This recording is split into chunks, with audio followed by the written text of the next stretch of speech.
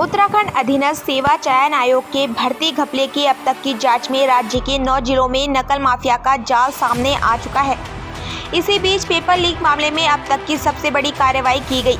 शनिवार को RIMS company Lucknow के मालिक राजेश चौहान को STF उत्तराखंड ने पेपर लीक करने और केंद्रपाल व अन्य के माध्यम से सौदा करने के साक्ष्य के आधार पर गिरफ्तार कर लिया।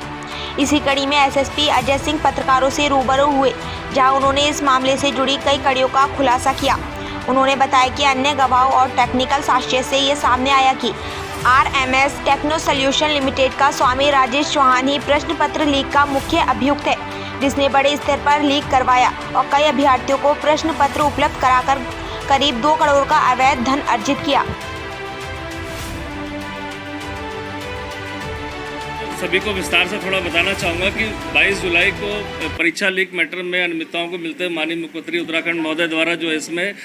तत्काल मुकदमा दर्ज करने के आदेश दिए गए थे। उसके बाद ही इसमें हमारी STF की टीम को विवेचना ट्रांसफ़र हुई थी और इसके बाद सभी हमारी टीमें इसमें कार्यरत हो गई थी और 48 घंटे के अंदर इसमें 6 अभियुक्तों की प्राथमिक रूप से शुरुआत में गिरफ्तारी की गई थी और उसी के बाद से हमारी विवेचना इसमें एक से एक कड़ियों को हम जोड़ते चले और आगे तक इसमें अब तक कुल 26 गिरफ्तारी हो चुकी है। इसमें जो पहले जो कड़ी जो प्राप्त हुई थी, इसमें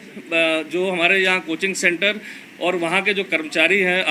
RMS कंपनी में कार्य करने वाले, उनके माध्यम से पता चला था कि पेपर को लीक किया गया था और टेलीग्राम के माध्यम से इसको यहाँ पर पहुँचाया गया था। उस संबंध में जो गिरफ्तारी हुई उसकी पूछताछ पर गढ़वाल में भी और कुमाऊँ में भी काफ़ी सारे प्रश्न पत्र जो पहुँचे थे अभ्यर्थियों को, उनकी गिरफ्तारियाँ हुई और साथ ही साथ छात्रों के इसमें बयान किए गए।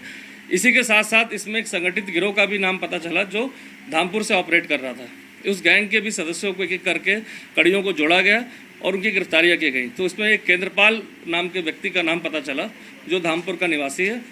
और साथ ही साथ पूर्व में भी उत्तर प्रदेश और यहाँ पर परीक्षाओं में उसकी प्राथमिक रूप से संलिप्तता पता चली थी। उसी के आधार पर पूछताछ के बाद उसको गिरफ्तार किया गया, जिसमें पता चला कि ललित राज जो एक इंजीनियर है, उसी का फ्लैट को इस्तेमाल किया गया था। इन्हीं सब साक्ष्यों के आधार पर और छात्रों के जो बयान लिए गए, उसके बाद फिर जो है इसमें महत्वपूर्ण कड़ी में आया कि इसका जो RMS प्राइवेट लिमिटेड जो कंपनी है जिसको कॉन्ट्रैक्ट मिला था